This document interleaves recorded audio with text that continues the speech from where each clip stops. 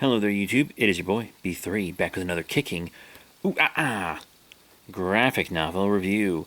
Recently, we've been reviewing what I consider to be weird DC. So, books from authors who are known for writing weird things like Grant Morrison, or from characters that are known for weird stories like the Doom Patrol or Swamp Thing.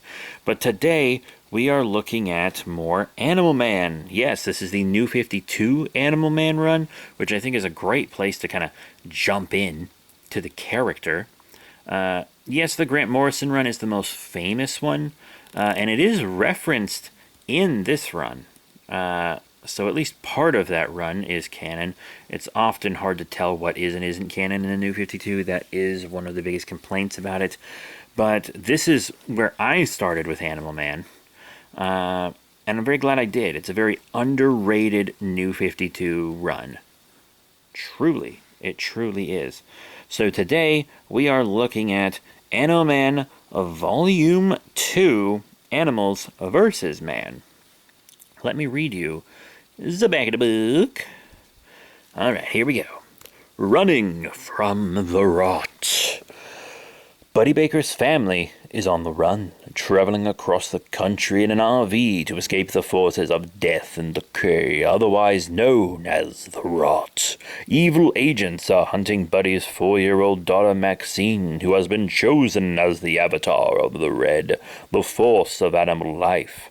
Buddy uses all his animal abilities to protect his family as best he can, but even an experienced superhero is no match for the Rot. As the enemies close in and Maxine discovers more of her disturbing powers, the Baker family begins to fall apart.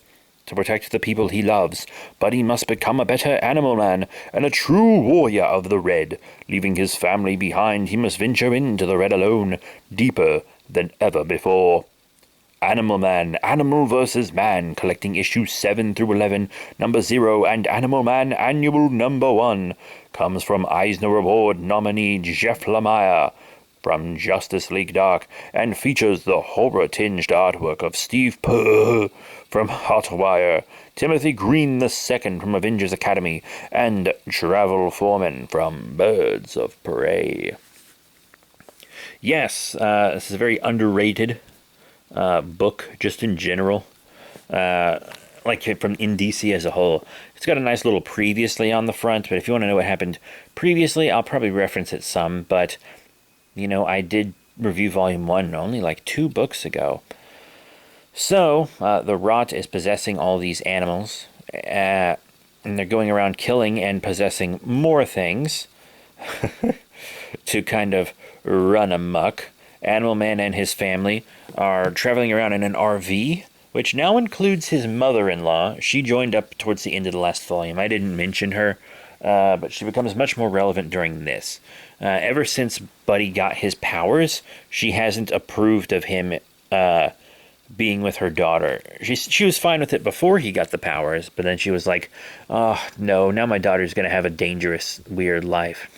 And to be honest, his superheroics, it seems like in this New 52 continuity, have never really come around to bite his family in the ass, but now that's finally happening. And his daughter has crazy powers. Just insane powers.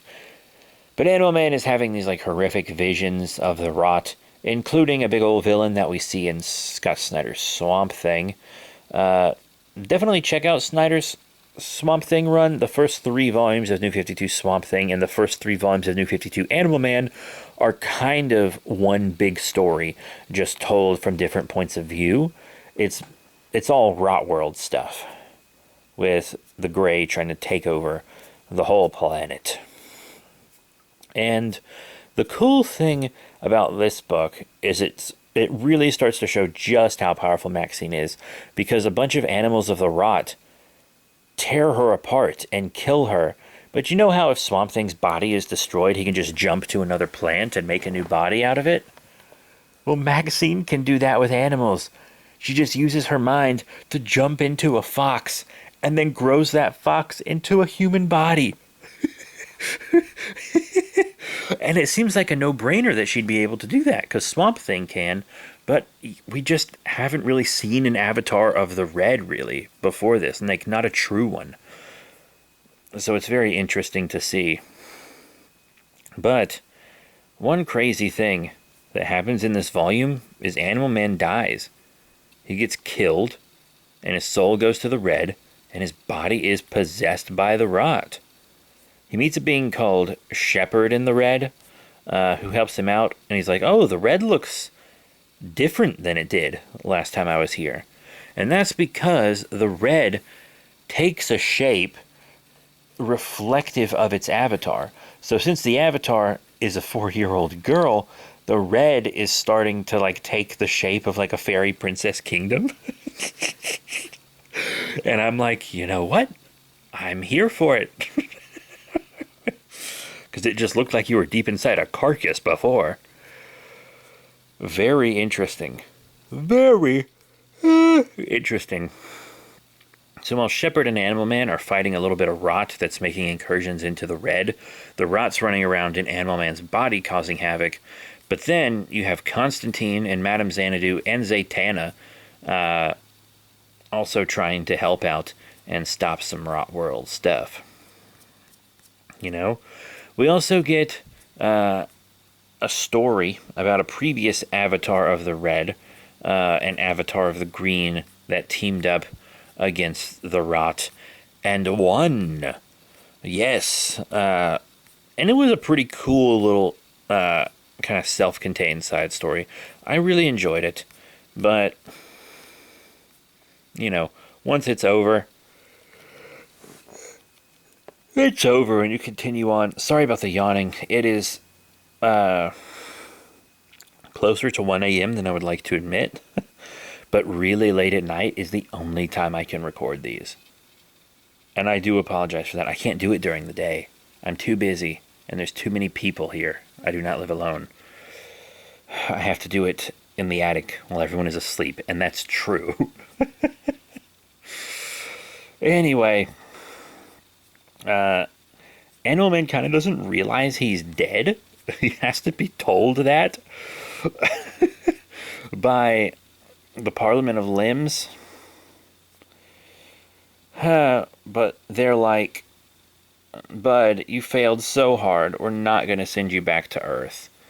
But then these two beings that look like the aliens that gave him his power, I didn't really mention this earlier, but like in the original Animal Man books, aliens give him his power, but they weren't aliens. It was agents of the Red. They were just like, this dumbass human won't be able to comprehend what we are. Let's just pretend it's aliens. That's something people on his Earth are used to by now, because, you know, Superman exists and stuff. But it turns out the two that posed as aliens, they, like, are designers of the Red. They're basically like fashion designers. And they design him a new body, and this new body has new powers from the Red. So now Animal Man finally gets kind of his shape-shifting abilities. And the way he grows back to life is actually very body horror-ish and very cool. So yeah, now he has moderate shape-shifting abilities, which I like because it helps set him apart from Vixen visually. He and Vixen have very similar powers, but they're not the same. And Vixen is actually one of my favorite, like, low-tier DC heroes that, like, never gets enough attention. When she was in Rebirth JLA, I was like, hell yeah, fucking Vixen, dude? I read that book mostly for Vixen. And that's true. But Animal Man coming back in this and getting some kind of body horror-ish shape-shifting really enhances the visuals of this book. Like, a lot. Also, it turns out the talking cat that joined them has like a power form, like a totem form, but he can only take it for a short period of time, and he has to save up a lot of energy before he can use it again, because he doesn't actually have that much power. He's mostly just there to guide people. And then we kind of get into our issue 0, which shows like Anton Arcane killing a previous avatar of the Red. And it shows how the Parliament of Red chose Buddy Baker to kind of become the Animal Man, but not the real Avatar. And actually, it turns out one of the reasons that the Gray is trying to take over is actually because the current avatars for the Green and the Red are not really up to par. Alec Holland does not want his job. He hates being Swamp Thing. He just wants to be human again. And in the Avatar of the Red was one killed by Anton Arcane, and then the new one wasn't born yet. And currently, she's a little girl. So you have an Avatar of the Green that doesn't want to do his job, and then an Avatar of the Red who actually does seem to want to do it, but she's 4. She's 4 years old. But this shows Buddy Baker getting his powers just kind of from the more of the viewpoint of the Red. And there's a lot of interesting sketches in the back too, as well as a preview of Volume 3, which I didn't super need to read. I did, but I didn't need to because I just immediately moved on to Volume 3. I mean, if you were reading these as they came out, that might have been a nice little thing to have, but, you know, when it's been years since they came out, and I can just...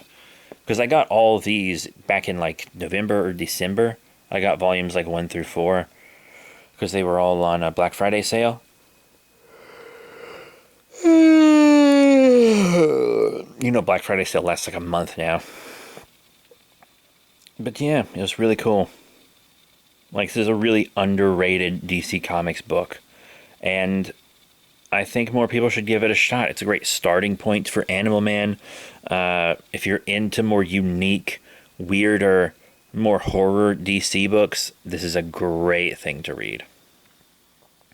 A truly great book. And it's going to get even better. It's wonderful. So that is it. Thank you all very much for your support. Please remember to rate, comment, and subscribe. Check out all the cool links in the description below. Facebook, Twitter, etc. And I'll be seeing you all next time. Bye for now.